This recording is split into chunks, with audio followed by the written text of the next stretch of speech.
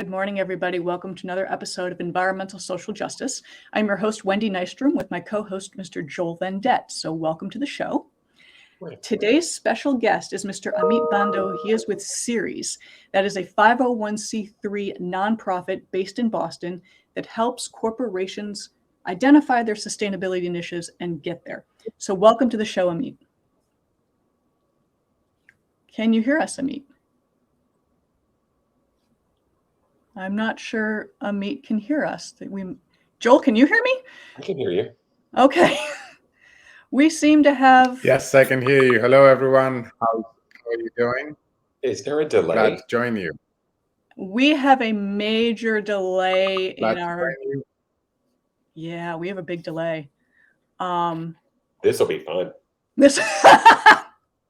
Yes, this will be fun. I'm hoping that maybe we can correct the delay, but we're going to go with it. We're going to work with it. Today's discussion is basically a just and inclusive economy. And I had asked Amit if he could explain what that means. Eventually.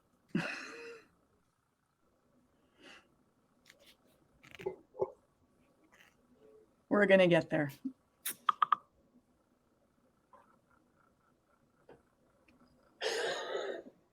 It's live. Yeah. It's live. Barbara is I'm going to bring you in because you seem to... Barbara, you still there? I am. I'm trying to message Amit. Yeah. Oh, he has a second stream because you seem to... Barbara, you still there? Yes. Okay, we'll try this one. How's this, Amit? No? Can you hear us now, Amit? Are we still Can you all hear delayed? me now? Yes. Can you hear us? I can hear you. Yes. I don't know what happened. Yes. Barbara, I'm going to just keep you on as our communications expert, if that's okay with you. Sure. All right. So, Amit, I introduced you with being in Ceres and how we're talking about a just and inclusive economy. And if you could explain real quick what that means. Yes, and thanks again. So as we look at issues related to just and inclusive economics, which is JIE for short, this term is sort of a broad term that looks at the fact that once we look at policies or actions related to moving from where we are, that is a fossil fuel-based economy, to one that is not dependent on fossil fuels. Of course, this is sort of two extreme ends of the spectrum. Along the way, you will have different degrees of decarbonization. And so it's a journey. And along that journey, there are going to be many changes. We're going to be moving from established ways of doing business, established sites where facilities are located, to perhaps new sites, new ways of operation, and moving into new sectors with new technologies, new training needs, etc., which means that people and communities are going to be affected. And so the idea behind just and inclusive economics is to particularly be deliberate and ensure that the people and communities that are affected in a negative way are not left behind. Just to give you some examples, we are very interested in moving away from fossil fuel-based electric power generation. Yes. Now, for that to happen, we are probably going to move towards renewable energy, solar power, wind power, etc. But note what happens there is we are possibly talking about shutting down facilities that are paying well, unionized jobs with health benefits. People are able to raise their families, be in a location, and contribute to the community. You know, schools, churches, shopping, ancillary businesses.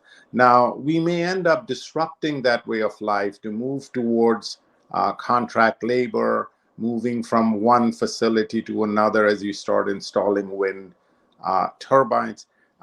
That then has an implication on the lives of the people that are impacted. And the just and inclusive economics terms suggest that we need to be aware of what's going on, and we need to have a plan of action. Yes. That's really the crux of what we talk about. And as we move forward, I'll talk a little bit more later about the fact that historically there have been certain communities, certain people that have been left behind or disproportionately impacted. Just and Inclusive Economics says those historical trends need to be addressed in a meaningful way. When you and I previously spoke, we talked about how there is a historical imbalance, specifically with whole communities. Could you go into a little detail about what that historical imbalance specifically was and how we're addressing it? Yes, so there are many examples where you've had a situation where historically people living in communities that have been negatively impacted, disproportionately impacted. Often these are communities of color, so the BIPOC community of people that are, Black, indigenous people of color.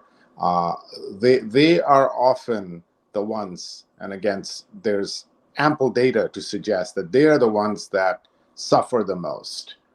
So you look at air pollution, whether it's carbon emissions or vehicular emissions, particularly things like sulfur dioxide and others. These have very localized impacts. So people that are living within 500 yards of a highway are going to suffer very disproportionately. And of course, these are, again, the people that are socioeconomically disadvantaged. People that are living in areas where there are oil refineries will suffer the most. And in fact, there are lots of examples, including what's termed Cancer Alley in Louisiana, where the incidence of cancer is way above average. And guess again, that's where the people that are the workers, the people that are living, have no choice in terms of moving out. So these are, again, people of color. So that's the disproportionate negative impact of the current system. And as we move away from the current system, not only do we have an opportunity to decarbonize, but we also have an opportunity to address some of these impacts that we see at a societal level. Yeah. So as we start looking at the past and neighborhoods and communities that were drastically and disproportionately affected by past policies, how do you get people to trust new policies going forward, that it will be better for them? I mean, that's a huge hurdle, I would imagine.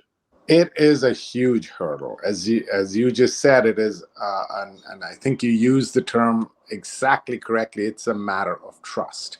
Yeah. How do we trust the very same policies at the federal level, at the state level, at the local level? How do we trust the very same decision makers at companies that in the past have, let's just say, knowingly or unknowingly led to the current situation, right?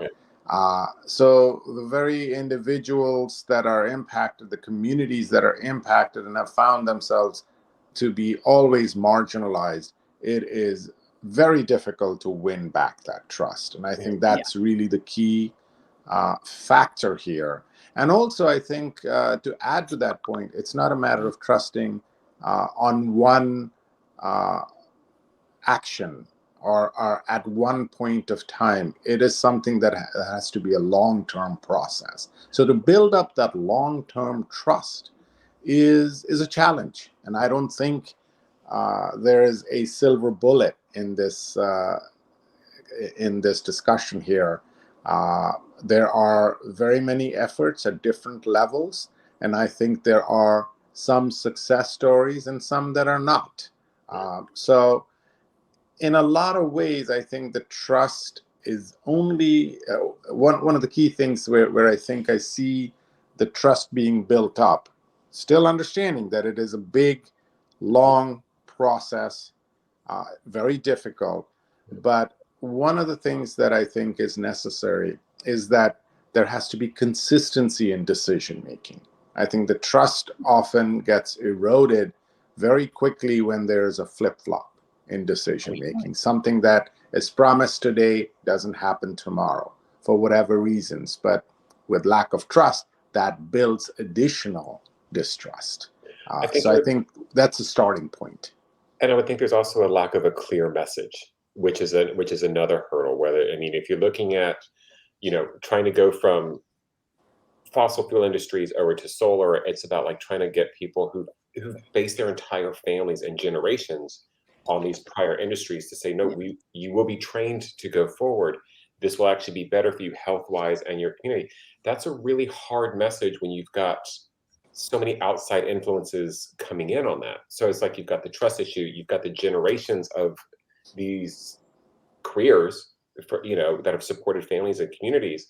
But then you look at it's not just that. It's like, how are the roads treated? How is the education system treated? There's so much underlying there that to go forward with anything new is going to be really challenging to get, I would imagine, to get people on board. You're right.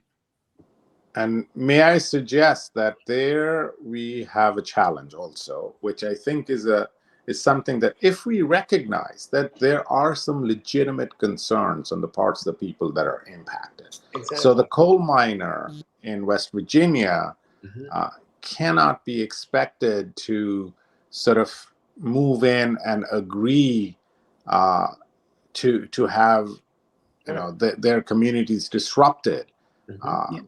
Yes, it's good for the long run. It's good for the economy as a whole, but there is a definite impact that we need to be concerned about and be willing to address.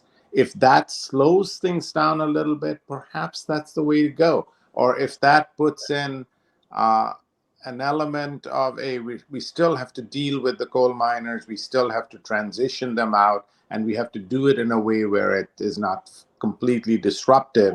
But yes, it's going to probably slow down our move towards a national plan for decarbonization. That is a discussion that needs to be had. And I think this is often what we see when we talk about stakeholder involvement. Communities and individuals that are stakeholders in this on both sides of the aisle, they need to be worried about, and be able to take in those concerns and try to address them. Well, I think and I'm sorry, I'm totally spearheading this whole thing right now, Wendy, sorry. But I just want to really quick, I think you said something that's super important there, which is that it is a discussion where all parties have to come to the table and all parties have to listen to each other. And if it is a slow process, at least it's a process versus everybody retreating to their corners and looking at the other one and just saying, nope, you're wrong, I'm right. And that's unfortunately what's missing in a lot of our world. I think you're right. Yeah.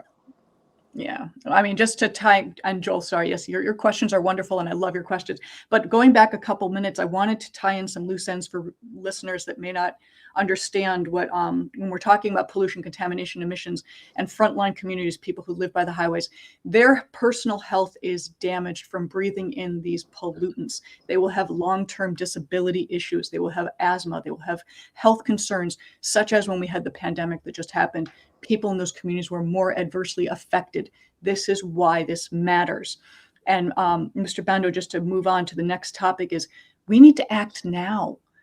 That is the most important message we've had conferences, we've had meetings, we've had studies, we've had white papers. How do we just move forward and initiate this process? Well, I'd like to point to one, sort of pick up a point from the last point that you made, which is right now we do have momentum in that companies, investors, policymakers, they are able to tie these damages that you just talked about, the damage to health, the damage to people's livelihoods, they're able to tie that to actually outcomes that tie into the productivity of the worker. The fact that if you have poor health outcomes, poor educational outcomes, poor access to transportation outcomes, these affect the individual, yes, but they also affect the overall productivity of a company or, the state or the nation. I think that is more than a realization right now. There are studies and data that suggests that, in fact, we can quantify this. So there is an ability to act on this. And so I think tying this to the urgency that you talk about, I believe that the urgency is being addressed at a sector-specific level. Those sectors that are more carbon intensive are the ones that are able to move forward. And I think we do see some leadership there, both on the private sector side of things. At the state level, there are supporting policies, whether it is through tax breaks or through technology innovations and promotion thereof, or putting in educational and training programs that support this transition. And I think at the federal level, the one that is most encouraging is the Inflation Reduction Act, or the IRA, that has just been passed. It's the largest such program at the federal level addressing climate change, and has many elements there that are very much along the lines that you talked about, which is to say, we recognize the urgency, we have identified the potential players at the sector level, and perhaps a feature that is very, very important is that 40% of all of the IRA-related investments should go into those very same communities we were talking about, the marginalized communities, people that are the BIPOC communities, etc. So I think this tie-in is very important. We're talking about action at the private sector level. We're talking about state level actions. We're talking about federal level actions. Now, this is a sort of supportive network that's in place. And I believe it does address, at the moment, the fact that we're all aware of the urgency. And one more thing there, the tie-in to supply chains that often tend to be global. So the fact that we have green procurement that is being promoted at the federal level is then going to lead to technologies and scaling up of processes that will allow for costs to come down. And then that will allow us to see that there's a pressure on the supply chain to do the things that would then lead to swifter decarbonization. I think that recognition of that holistic nature of this effort is something that's there. It's happening, and I think I'm very optimistic that's a real strong movement along those lines. Oh, absolutely. What I always tell people when you get pushback or saying there's not enough resources, we're doing the right thing. It's that simple. We need to focus on doing the right thing and getting that forward. And there are a lot of new inventors out there and startups that are just doing that. Joel, I did see that you were hesitant. You were going to ask a question, I think. So I apologize. No. Oh, no. So I guess one question that I do have regarding the Inflation Reduction Act is when it comes to doing some of the work, whether it's transportation or any of these things that are going to be happening in marginalized communities, is it being set up to actually include people? Are there provisions within this, if anybody knows, to actually say the people who live there need to be part of this project, whether it's actually working to create jobs? So that way it does also bring us back to the trust issue of saying, you're including us, we see ourselves working to better things. There's got to be some sort of a psychological aspect there to just say, like, I recognize the people that are doing the work and I see myself in them. Absolutely. Having a seat at the table as an equal, that's Exactly. kind of the real issue there, because often in the past, people have had a seat at the table, but it's only after the plans have been half-baked. Mm-hmm. And that's not the way to go. It's back to your trust issue. Right. So I think there's a big push towards that's happening. But I also must suggest that there are some constraints. The very same people that we are expecting to come to the table with ideas and be part of the discussion as equal, they also might not have the resources. They might not have the time, they might not have the skill set or the expertise. So to the extent that that's a a gap or a barrier, if you may. I think that needs to be recognized.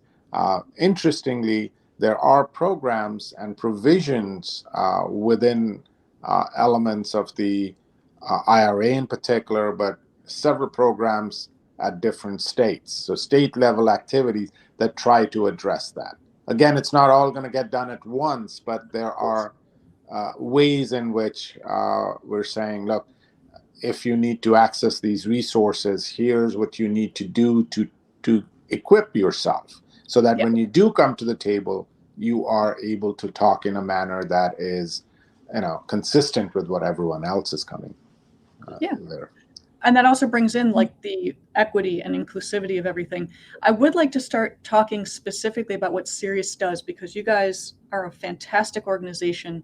I mean, I've known about you guys for years, but I'm not sure everyone out there knows about you guys. So could you talk about what you are doing and how you're born in action and working with large corporations to move this forward? Yeah, just to give you Ceres was born out of the 𝐂𝐥𝐮𝐬𝐲𝐷 spill and the settlement that came out of that. So we're talking about back in 1989. Part of the resources were put into creating Ceres initially to focus on looking at the impacts of climate change and looking at mitigation options, adaptation options. Subsequently, we have moved into recognizing that climate change is not just one pillar. It's tied to access to water, to energy security, to biodiversity. So we do address those issues, and we're essentially a think tank that works, as we like to say, at the grass tops level. We have an investor network, and these investors are the big, large institutional investors, currently with about $64 trillion of assets under management. To give you an idea, that's about half of the global total of assets under management. Plus, we work with the large companies, so decision makers at the Fortune 500 companies. And our theory of change suggests that by talking to these people and by making them talk to each other, we are able to then have them do certain things that will have large impacts because of their large oversized footprint, if you may. So one small decision change in the right direction coming from this level is going to have ripple effects throughout the economy and globally. So that being said, we see ourselves as, within Ceres, as pulling together these coalitions, creating these alliances. We have several networks that focus on specific sectors. One, for example, that we talk about a lot is Ambition 2030, which is 5 key carbon-intensive sectors, like steel, like oil and gas. We also include banking in there. The idea there is that these food and beverages is another one. So these are the kinds of sectors where if they take action now, talking back to your urgency question, if they take urgent action now, we can then move the needle when it comes to decarbonizing the economy. So that requires a lot of discussion, a lot of convening of ideas, hammering out action plans that can be implemented, ensuring that all of these just and inclusive economics issues get addressed, and working with the supply chain so that not only are we working with entities within the United States, but entities globally, so that the supply chain impacts can then lead to the ripple effects that we are talking about. So that's kind of what Ceres does, is push action. I was just going to say, some of the best minds in the world work for you guys, and just guiding these companies on how to do it correctly, to do the right thing, is phenomenal. I mean, again, I've been following you guys for years. Joel, did you have anything specific? Because I know Ceres is probably a bit new to you. Well, I guess, you're talking about the sectors that you work with, and one question which I don't know if you can actually answer this or not, but which sectors do you see moving the fastest, and which ones do you sit there and be like, come on, guys, get your crap together? Yeah, that's a very good question. And I answer it this way, and honestly, so that it is really not a race between the sectors. It is based on what is possible. So for example, a sector that is very carbon intensive, even a 5% reduction is a huge move, right? One, because their processes, their technologies, their supply chains are carbon intensive by nature, and you're not going to make them zero carbon overnight. So if you can get them to move by 5%, 5% of a large base, that's a big move. So I think that's how I look at it, which is, where do you stand relative to where you were, and what is the potential? And this is, of course, a very, very difficult question, because particularly when it comes to new processes, new technologies, new assets put in place, you have to think about all of the incentives, all of the things that it takes for a technology to go from pre-commercial to where it's completely scaled up. Also, how fast do you move? What do you do with the assets that you're leaving behind? The whole question of stranded assets. And, so some of these facilities, once put in, are there for the next 30 years. So how do you address that? So I bring this in to suggest to you that I don't think it's a good idea to be comparing sector A to sector B to sector C and then create a race, because that's not the right frame to put this discussion into. Okay, fine. Whatever. Yeah, No, it's true, but though. I think it's still very interesting to say that, in fact, there are some sectors where you will, or some companies and some communities where you have very proactive leadership, that within a given sector you can show the leaders and those that are not leaders. And in fact, we do that all the time.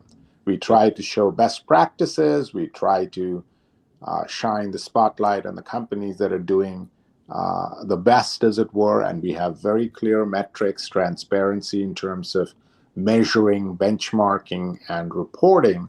And then we use our forums to show the others what is being done, what can be done, and provide that nudge. And that's our approach, really. So within each sector, there are definitely ways of Oh, yeah. I mean, positive reinforcement time and time again will win over negative reinforcement. People want to be encouraged. They don't want to be yelled at. They don't want to be shamed or blamed. And we know this. So as we close out, since we're reaching our half-hour mark, how would you like people to find you and maybe donate to your organization, since you are a 501c3? And how can people help and get involved? I think on the last one, the getting involved is where we really would like people to feel free to contact us. To find us, you should visit our website, and that's www.ceres.org. Certainly contact me. I'm really open to any kinds of communications. And again, contact me by email, through the website. Would love to hear from people, particularly from communities that are thinking about these issues, because I'm particularly interested in the JIE side of things, and would love to hear from you. What are you doing? What are you thinking? What are the challenges? Who are the people that you're talking to? I would love to create a conversation around that. We have many opportunities, events, webinars, what we call learning power hours, introducing each other to different concepts, different ideas, different, stakeholders and champions. So I'd love to hear from that. And any way in which we can get involved, that'll be fantastic. I really appreciate that. I love that. I mean, it's all about communication, education, outreach, letting people know. And the fact you guys are a think tank, you are sharing a vast amount of knowledge with people who may be hesitant to learn. They may say, oh, this is above what I can understand. This is, I don't know what this is. You help them make it simple. And it is. I hope we do. Yeah. you summarize that really well. That really is the bottom line. It's all about communication, because a lot gets done that doesn't get noticed. Yes. And a lot of things get noticed that if we have a better discussion, we can explain why this is happening the way it is. And I think that is the key part of the back and forth that we try to encourage and foster. That is beautifully said. So we will close out on that, folks. Thank you so much for joining us. I'm Wendy Nystrom with Environmental Social Justice with my co-host Joel Vendette. And thank you, Mr. Amit Bando from Ceres. This is a wonderful conversation, and a little shout out to Barbara for helping us with our communication issues earlier. So thank you all. We will catch you next time. Have a wonderful day. Bye-bye. Thank you. Bye-bye. Thanks.